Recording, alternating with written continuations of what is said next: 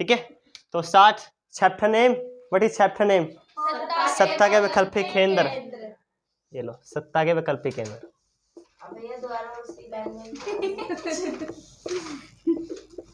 अच्छा, तुम पहले ना चैप्टर पढ़ने से पहले नाम पढ़ा करो, क्योंकि अगर तुम्हें नाम समझ आएगा ना तो तुम्हें सारा चैप्टर ही समझ में आ जाएगा। तो नाम मोस्ट इंपोर्टेंट होता है। सत्ता के विकल्प के अंदर बोल, कवि कहना क्या चाहता है?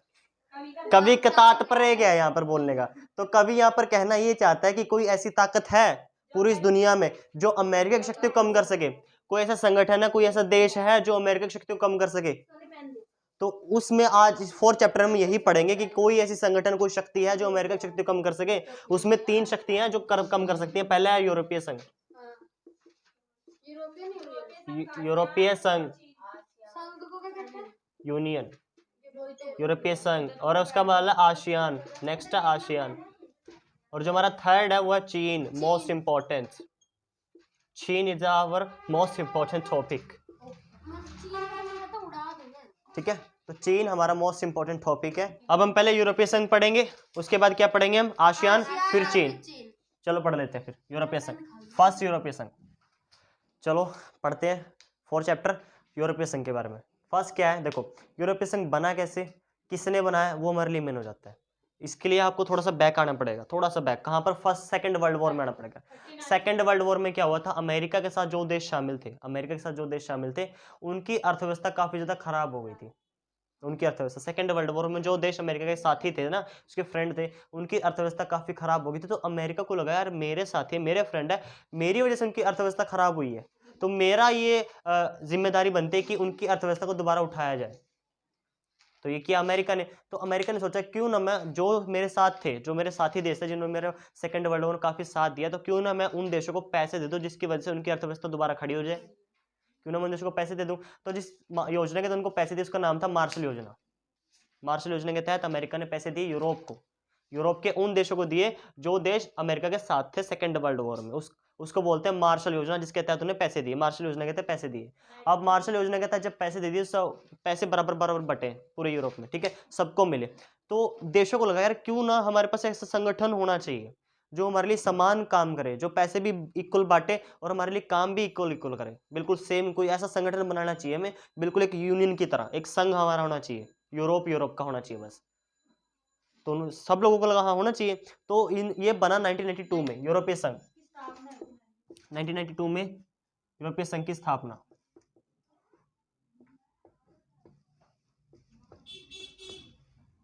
यूरोपीय संघ की स्थापना 1992 में हुई, ठीक है। अब यूरोपीय संघ की स्थापना तो 45 में ही हो गई थी वैसे, जब अमेरिका ने पैसे दिए मार्शल योजना के तहत, लेकिन उस समय इसका नामकरण नहीं हुआ था। 45 में हो गया था, लेकिन नामकरण उस समय नहीं हुआ था। नामकरण हुआ 1992 में, नाम रखा गया यूरोपीय संघ, जब इसके अंदर बहुत सारे देश जुड़ गए। और इसके अंदर यूरोप के बहुत सारे देश हैं। इसके अंदर यूरोप के अलावा और कोई देश शामिल नहीं है, सारे यूरोप के ही देश हैं। और यूरोप क्या है ये पूछोगे, यूरोप एक महाद्वीप है जिसके अंदर बहुत सारे देश आते हैं, बहुत सारे देश, जिसके अंदर कम से कम 30-35 देश हैं। वो सारे, उसको हम बोलते हैं यूरोप। जैसे आशिया है, सॉरी एशिया हमारा है। एशिया में कितने सारे देश आते हैं? 10-15 देश आते हैं एशिया में, तो उसमें हमारा भारत भी आता है।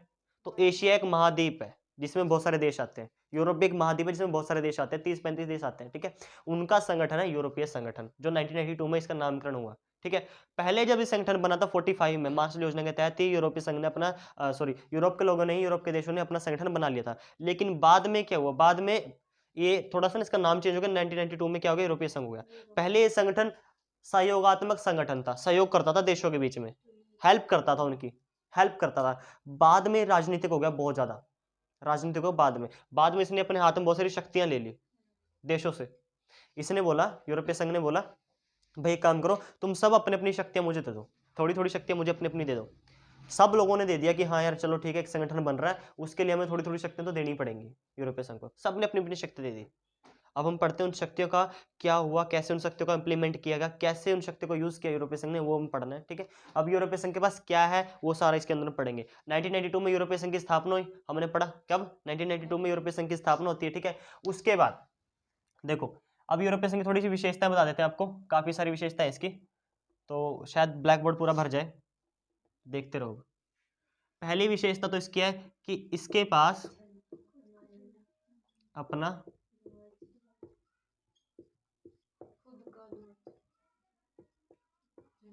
खुद का झंडा, राष्ट्रगान, राष्ट्रगीत है, ठीक है, अपनी मुद्रा है,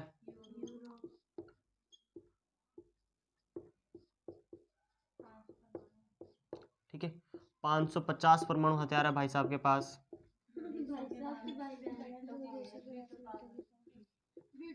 इसके दो देश है जिसके पास वीटो की पावर है, फ्रांस और ब्रिटेन।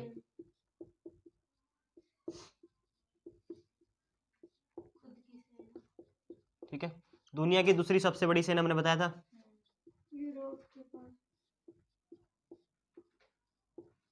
दूसरी सबसे बड़ी सेना। अच्छा, इसने एक बार ना संविधान बनाने की भी कोशिश करी थी बट वो असफल हो गया था। संविधान बनाने की भी कोशिश करी थी इसने बट असफल हो गया था, संविधान बन नहीं पाया इसका। ठीक है, 550 परमाणु हथियार है, दो देशों के पास दो देशों का वीटो की पावर है। ठीक है, और 2017 में इसकी जीडीपी, सुनना जरा ध्यान से, 2017 में इसकी जीडीपी 17,000 अरब डॉलर की थी।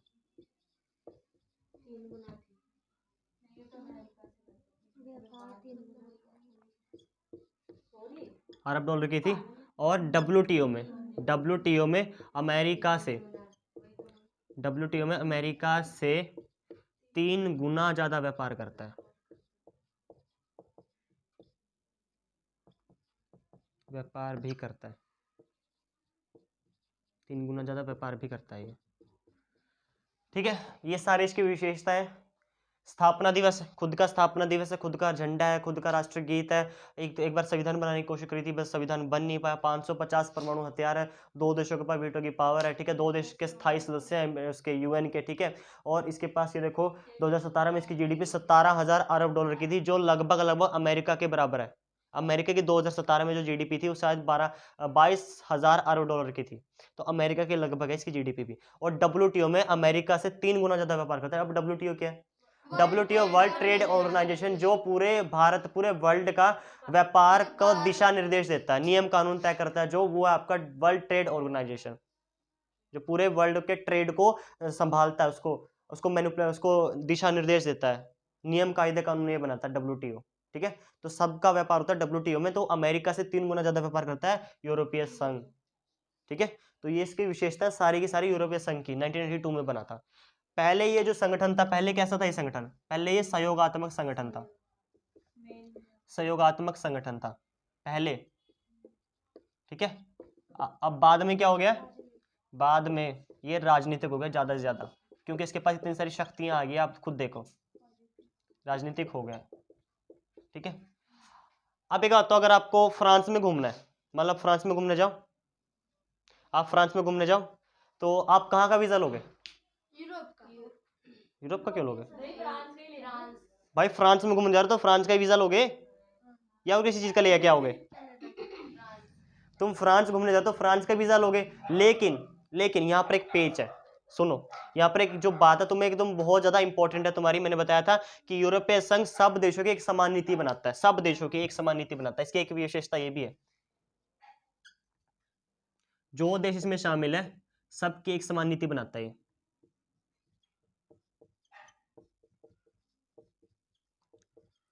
एक समान नीति, सबकी एक समान नीति बनाता है। ठीक है, अब एक समान नीति का मतलब क्या है? सुनो, मान लो आपको फ्रांस घूमने जाना है, तो आप फ्रांस घूमने के लिए क्या करोगे? फ्रांस का वीजा लोगे। फिर अगर आपको मन हुआ ब्रिटेन जाने का तो ब्रिटेन का वीजा लोगे। फिर आपका मन हुआ जो स्वीडन डेनमार्क जाने का, तो आपको उनका वीजा लेना पड़ेगा। सब देशों का आपको अलग अलग वीजा लेना पड़ेगा, लेकिन मैं आपको बताता हूँ समान नीति का मतलब क्या है। यूरोपीय संघ, आप एक काम करो, जब भी आप घूमने जाओ यूरोप में, तो सिर्फ एक काम करो, सिर्फ यूरोपीय संघ का वीजा ले लो। उसके बाद जितने भी यूरोपीय संघ में रजिस्टर्ड देश है ना, सब देशों में घूम के आओ उसी वीजा पर, अलग अलग वीजा लेने की जरूरत ही नहीं है। ये समान नीति है, समझ में? अगर आपको फ्रांस घूमना है, ब्रिटेन घूमना है, तो आप दोनों का अलग अलग वीजा लोगे। आप इससे बढ़िया यूरोपीय संघ का वीजा लो, यूरोपीय संघ का वीजा लो, पूरे यूरोप में घूमो, जितने भी देश यूरोपीय संघ में रजिस्टर्ड है सब में घूमो। अब एक बात बताओ, अगर आपको फ्रांस में गए तो फ्रांस की करेंसी लेनी पड़ेगी आपको, ब्रिटेन में जाओगे ब्रिटेन की लेनी पड़ेगी। इससे बढ़िया आप यूरोपीय संघ की यूरो मुद्रा ले लो और पूरे के पूरे यूरोप में घुमाओ उसी को। कोई भी लेने से मना नहीं, बिल्कुल सब में चलेंगे वो, क्योंकि यूरोपीय संघ की एक ही समान नीति यही है, एक समान सब कुछ रहेगा, मुद्रा समान रहेगी, झंडा समान रहेगा, सब कुछ समान रहेगा, राष्ट्रगान समान रहेगा, राष्ट्रगीत समान रहेगा, सब कुछ समान रहेगा। यही तो मतलब एक समान नीति होती है यूरोपीय संघ की, सबको एक किया उसने, सबको एक किया। अच्छा हमारे बताओ यहाँ पर बॉर्डर क्या, हमारे यहाँ से बॉर्डर्स कैसे होते हैं हमारे यहाँ के, पाकिस्तान के और इंडिया के बॉर्डर्स कैसे हैं, जालीदार कांटे तार लगी हुई है, इधर सेना खड़ी है पाकिस्तान की, इधर भारत की खड़ी है, ठीक है, बीच में कुछ, बीच में दीवार है। अगर मान लो इधर का व्यक्ति भारत का व्यक्ति अगर पाकिस्तान पहुंच जाए तो खत्म ही हो जाएगा। अगर पाकिस्तान का हमारे इंडिया में आ जाए तो हम तो उसको, हम उसको कुछ नहीं कहेंगे, हमें दयालु ज्यादा है, हम दयालु, हम सभ्य लोग है ना इंडिया के लोग, इसलिए तो इंडिया की संस्कृति इसलिए सभ्य मानी जाती है। हमारे यहाँ पर चाहे दुश्मन भी आए हम उसको भी पानी पिलाएंगे, कोई भी आए हमारे यहाँ पर हम उसको बिना आदर सत्कार के जाने देंगे ही नहीं, चाहे कोई भी आए, चाहे पाकिस्तान से क्यों ना आ जाए हम उसको भी खिला पिला कर भेजेंगे। अगर हमारी इंडिया की ना एक लड़का चला गया था पाकिस्तान में तो उसको मार दिया गया था, लेकिन पाकिस्तान की 2 लड़कियां आ गई थी हमारी इंडिया में, तो हमारी इंडियन आर्मी ने उसको इतने बड़े बड़े गिफ्ट लेकर भेजे थे, उनका मुंह तक दिखाई नहीं दे रहा था, गिफ्ट इतने भर के दिए थे, मुंह तक दिखाई नहीं दे रहा था। हम इतने दयालु, हम इतने सभ्य लोग हैं। हमारी हिंदू धर्म इसलिए तो काफी महान माना जाता है, भारत इसलिए महान है, संस्कृति महान है उसकी, सबका आदर सत्कार करते हैं हम यहाँ लोग। ये बॉर्डर्स पे शूट आउट होती है, लेकिन यूरोपीय संघ में ऐसा कोई शूट आउट नहीं होता, यूरोपीय संघ के बॉर्डर्स नहीं है, कोई बॉर्डर्स नहीं है, वहां के बॉर्डर्स घरों के बीच में से जा रहे होते हैं, बाथरूम के बीच में से जा रहे होते हैं, रेस्टोरेंट के अंदर से जा रहे होते हैं, चेयर के ऊपर से काट के जा रहे होते हैं। आधी चेयर होती है उसमें आपकी इसमें नीदरलैंड में, आधी आपकी चेयर होती है आपकी इंग्लैंड में, आधी आधी चेयर, आधा आधा आधा रेस्टोरेंट आपका नीदरलैंड में, आधा ब्रिटेन में। तो फिर वो क्या बोलेंगे फिर उस कुछ नहीं बोलेंगे कि आपका रेस्टोरेंट कहाँ पर है, आधा आधा आपका नीदरलैंड में, आधा यूरोप, बस वही बोलेंगे। वहां पर ऐसा कोई भी गनमैन नहीं खड़े हैं, कोई कंटीलेदार तार नहीं है, कोई इधर उधर का चक्कर नहीं कि तुम इधर घुस गए तो इधर मार दी जाओगे, इधर घुस गए तो इधर, नहीं, कोई चक्कर नहीं है। यूरोपीय संघ का बॉर्डर ऐसा है कि वहां बीच में से, और यूरोपीय संघ का बॉर्डर पता है कैसा है, ऐसा देखो, ये बॉर्डर है, ये देखो, ऐसी तारे व्हाइट व्हाइट ऐसे पट्टी बना रखी होती, बस घरों के बीच में से जा रही होती है पट्टी, घरों के बीच में से, हाँ ये ऐसी पट्टी बनाती है व्हाइट व्हाइट, जैसे हमें सड़कों पे होती है ना व्हाइट पट्टी, ऐसे एक वैसे व्हाइट पट्टी होती है उनके घरों के बीच में जा रही होती है, ये बॉर्डर होता है उनका। कोई आर्मी का मैन नहीं खड़ा, कोई गन मैन नहीं खड़ा कि आप इधर आ जाओगे मर जाओगे, इधर चले जाओगे, कोई चक्कर ही नहीं है। यही एक समान नीति है, कितनी अच्छी नीति है। बिल्कुल यूरोपीय संघ का यही तो एक बेनिफिट है वहां पर, एक समान मुद्रा यूरो। पूरे वर्ल्ड में अगर यूरोप में अगर आपको कहीं घूमना है तो आप क्या करो, यूरो की मुद्रा लो और पूरे यूरोप में घूमो, बस एक बार वीजा ले लो यूरोपीय संघ का, पूरे यूरोप में घूम लो, सब कुछ एक समान है, सब कुछ एक समान है, ये इसकी विशेषताएं हैं कि इसके समान नीतियां सारी, बॉर्डर्स भी घरों के बीच में से जा रहे होते हैं, ठीक है। अब कहीं ना कहीं तो आपको ये लगा होगा कि यार यूरोपीय संघ में इतनी बड़ी शक्ति है, इतनी बड़ी शक्ति है, तो ये अमेरिका की शक्ति को कम कर सकता है, कर सकता है। देखो भाई जीडीपी देखो, जीडीपी देखो, डब्ल्यूटीओ में 3 गुना ज्यादा व्यापार भी करता है अमेरिका से, और तो इसके 2 देशों के पास वीटो की पावर है, अमेरिका के पास तो कल ही 1 है, वीटो की पावर भी 2 है, ठीक है।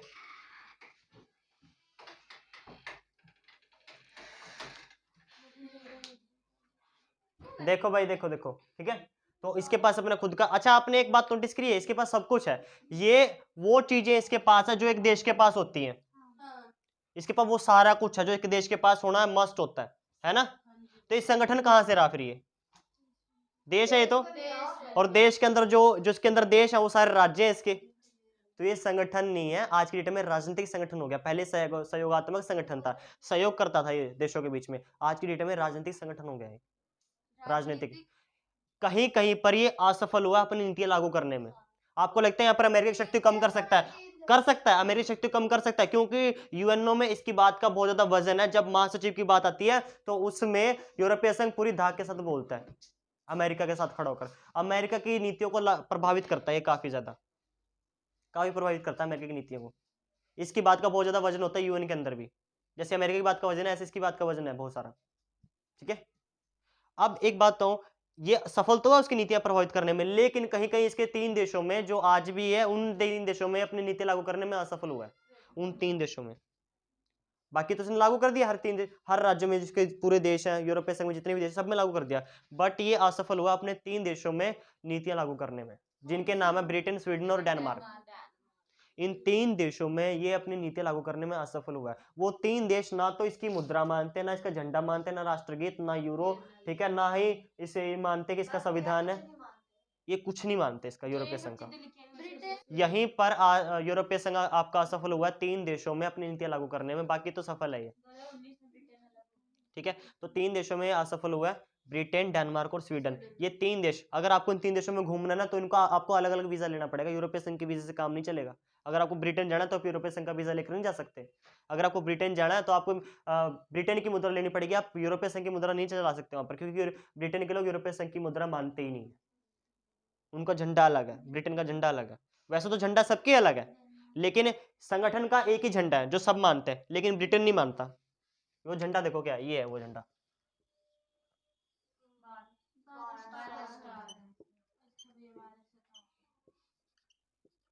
ब्रिटेन का है। ये यूरोपीय संघ का है। अच्छा कोई नहीं, कोई नहीं, और ब्लू कलर का ये, ठीक है, इसके अंदर गोल्डन स्टार है ये, इसको यूरोपीय संघ का झंडा कितना बोलते हैं। है?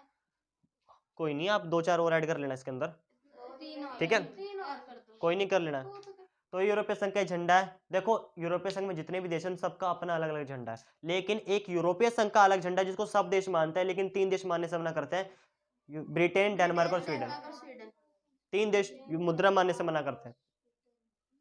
3 देश उनकी समान नीतियां लागू करने से मना करते हैं कि हम यूरोपीय संघ की नीतियां लागू करेंगे नहीं अपने देश के अंदर।